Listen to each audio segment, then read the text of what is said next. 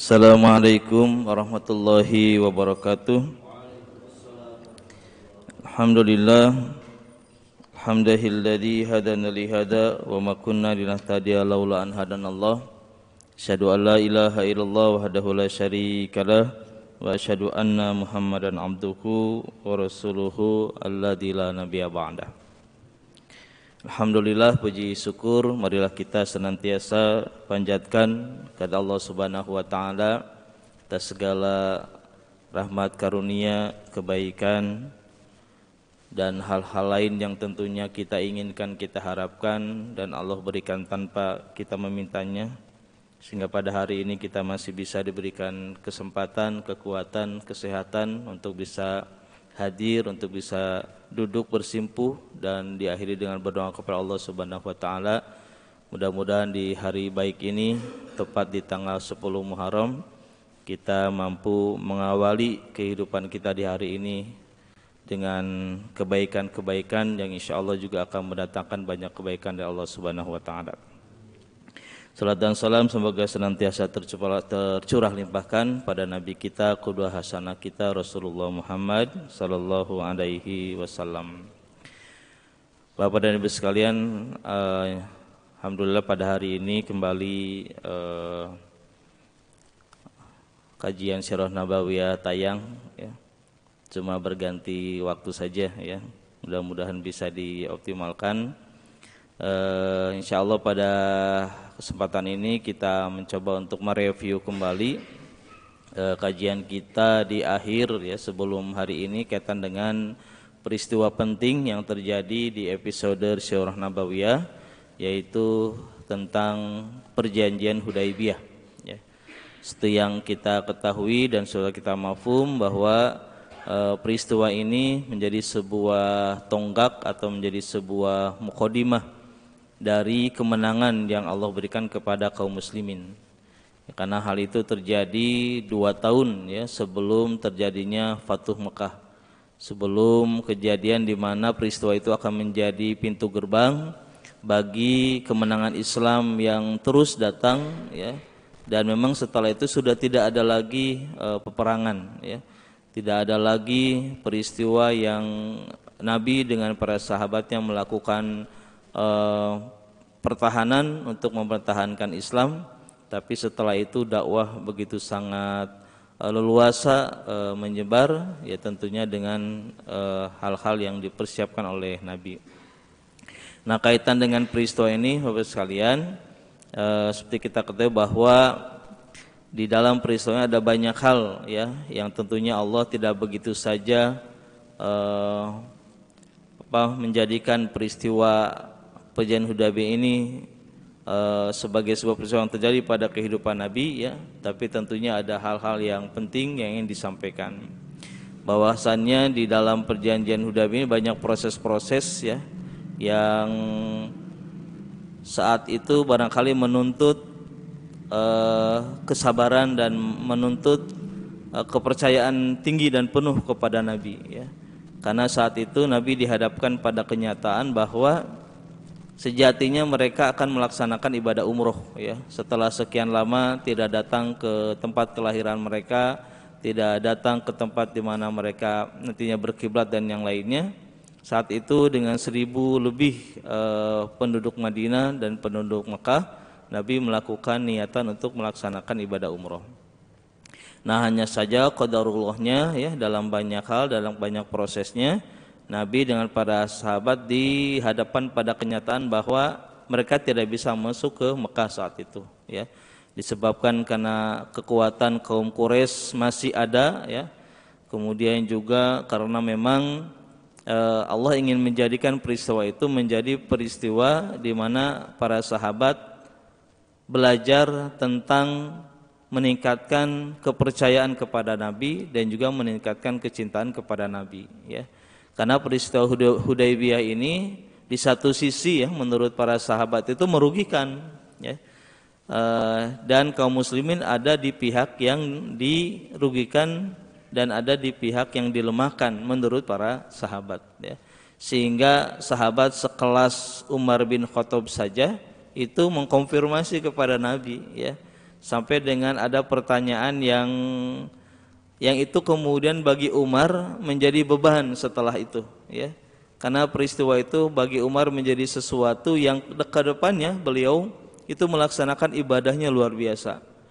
Bagaimana caranya menebus kesalahan, walaupun itu bukan sebuah kesalahan yang hakiki, tapi kemudian Umar menyikapinya sebagai sebuah bentuk kesalahan ketika beliau mengingat peristiwa itu, di mana beliau mempertanyakan, "Ya Rasul, apakah engkau seorang nabi?" Nabi menjawab, "Ya, saya nabi Allah." "Lalu kenapa engkau menerima semua syarat yang diberikan oleh kaum kafir Quraisy?" Ya. Beliau mengatakan bahwa sesungguhnya aku percaya Allah akan melindungi kami dan Allah akan memberikan yang terbaik kepada kita. Nah, kenapa sekalian? Ya karena apa yang kemudian ada saat itu, ya mungkin disebabkan karena saking sudah keinginan mereka datang ke Mekah, ya bertemu dengan para keluarganya dan yang lainnya, ke tempat di mana mereka dilahirkan, dibesarkan dan hidup di sana itu sudah sangat memuncak. Tapi dihadapkan kepada kenyataan bahwa mereka harus menunda menunda tujuan itu, disebabkan karena dihalangi oleh kafir Quraisy, disebabkan karena isi perjanjian yang kemudian menurut mereka itu sesuatu yang mustahil, ya. Sampai kemudian kan kaum kafir Quraisy ketika Nabi mengatakan tulislah Bismillahirrahmanirrahim, mereka protes, ya. Kami tidak sepakat dengan kalimat itu karena kalimat itu kami tidak mengenal. Cukup saja sebutkan Bismillah, ya. Oke, Nabi terima. Kemudian ketika mereka Nabi mengatakan tulislah ini perjanjian antara kaum Quraisy dengan Rasulullah Muhammad SAW, mereka juga protes karena mereka juga tidak menerima bahwa Muhammad adalah utusan Allah. Sampai kemudian isi perjanjiannya, ya ada satu klausul yang kemudian diproteslah secara tidak langsung oleh para sahabat, ya. Ketika orang-orang Mekah yang datang ke Madinah itu wajib dikembalikan lagi ke Mekah. Tapi ketika orang Madinah yang ke Mekah, maka dia tidak boleh balik ke Madinah. Nah, para sahabat menilai itu sebagai sebuah kerugian, ya. Sehingga itu menjadi sebuah hal yang memunculkan ketidaknyamanan di mereka dan kemudian memunculkan sikap yang tidak disukai oleh Nabi. Apa itu?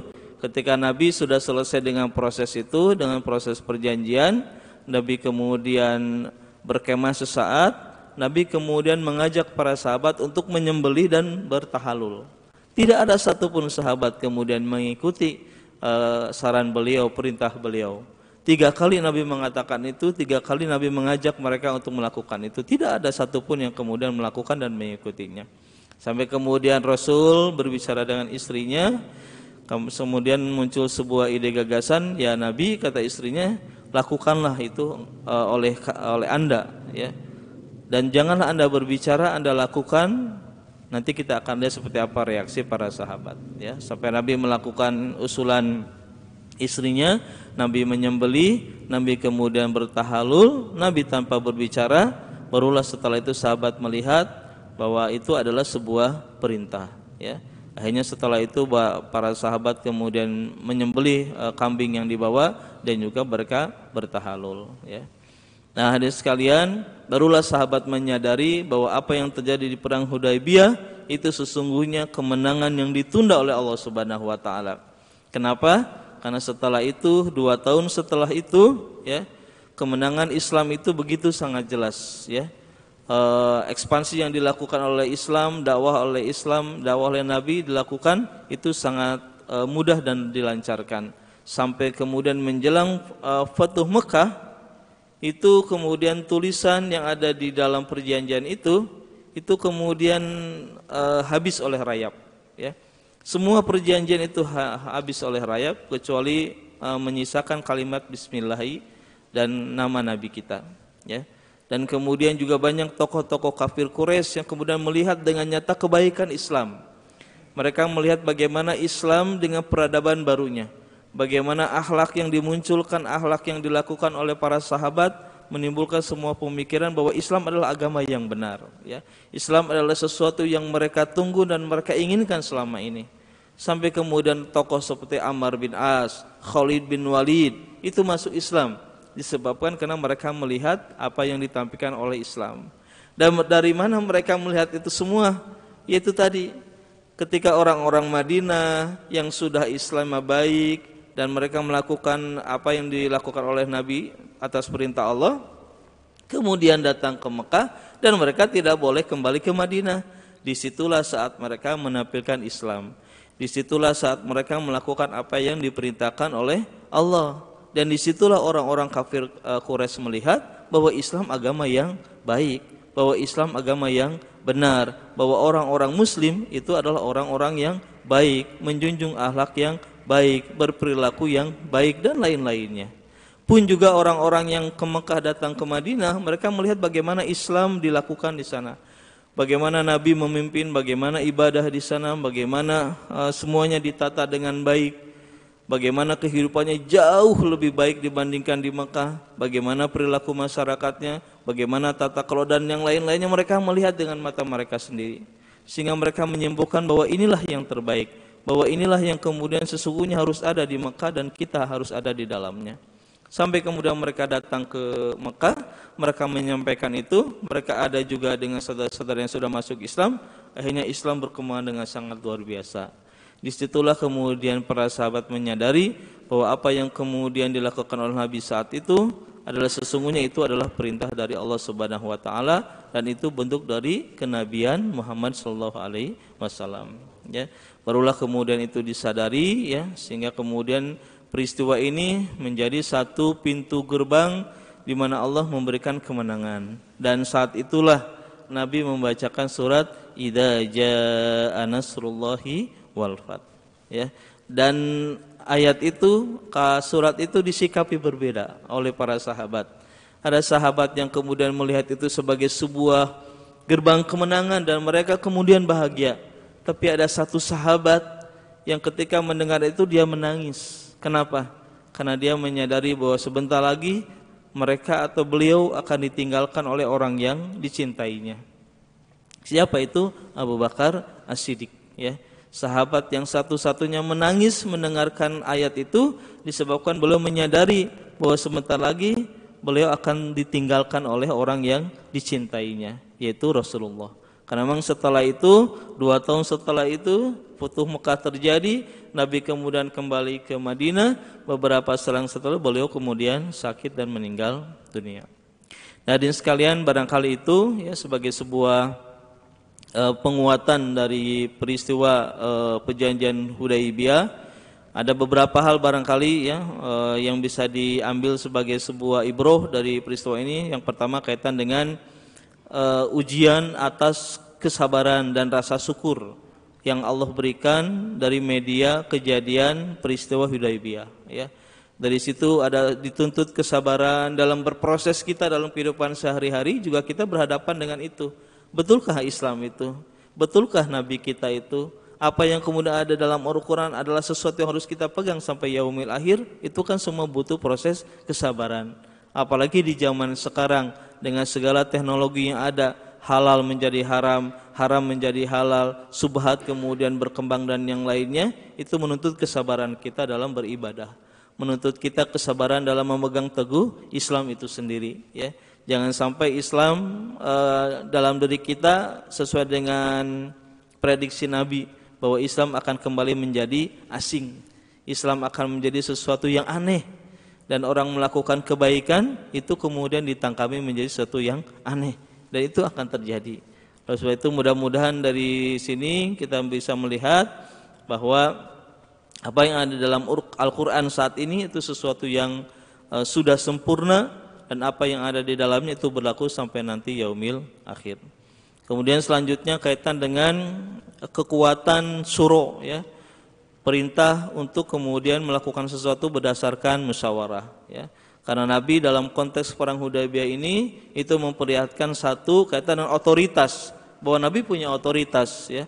Nabi punya kemampuan dan juga punya hak untuk menentukan, ya, tidak lanjut atau tidak menerima atau menolak, itu Nabi punya hak di situ. Karena beliau seorang pemimpin dan beliau seorang Nabi. Tapi dalam konteks ini Nabi kemudian juga mendengarkan apa yang ada di sahabat-sahabatnya. Nabi mendengarkan apa yang menjadi tanggapan mereka, pendapat mereka dan lain-lainnya. Itu terjadi ketika awal-awal Nabi kemudian memutuskan berangkat. Kemudian sahabat berhadapan dengan sebuah kenyataan bahwa bagaimana kalau nanti kafir Quraisy menyerang? Bagaimana kalau mereka kemudian melawan kita dan yang lainnya? Nabi mengatakan niat kita adalah umroh. Tapi kalau kemudian kita dihadapkan kepada kenyataan seperti itu, maka kita akan melakukannya. Artinya kita akan berperang dengan kemampuan yang ada. Tapi kemudian Allah memberikan satu hal di perjalanan ketika unta Nabi mogok. Ketika unta Nabi berhenti, ya, sehingga orang Rawi mengatakan bahwa unta Nabi mogok. Nabi mengatakan unta ini tidak pernah mogok dengan tanpa alasan. Karena setelah itu untanya berhenti, kemudian Nabi membelokkan arah ke daerah Hudaybiyah. Disitulah kemudian turun qaror bahwa kita akan menerima apa yang menjadi syarat mereka untuk kita datang ke Mekah. Walaupun ternyata syaratnya bla bla bla sampai kemudian tidak jadi datang ke Mekah. Tapi dalam banyak hal, dalam semua proses yang ada, Nabi mengakomodir apa yang menjadi keinginan dan apa yang menjadi harapan para sahabat. Walaupun di situ ada nilai otoritas, ada nilai yang membuat Nabi diperkenankan dan bisa mengambil sebuah keputusan. Nah, barangkali itu sekalian beberapa hal saja yang bisa diangkat sebagai sebuah ibroh, ya, sebagai sebuah hikmah yang ada di perang Hudaybiyah. Dan tentunya episode perang Hudaybiyah tetap menjadi hal yang perlu kita cermati, perlu kita analisa, dan di dalamnya ada sesuatu yang bisa kita ambil sebagai sebuah manfaat. Itu yang bisa disampaikan. Mohon maaf kalau ada hal-hal yang tidak berkenan. Aku qouli hadza wa astaghfirullahi wa lakum. Assalamualaikum warahmatullahi wabarakatuh.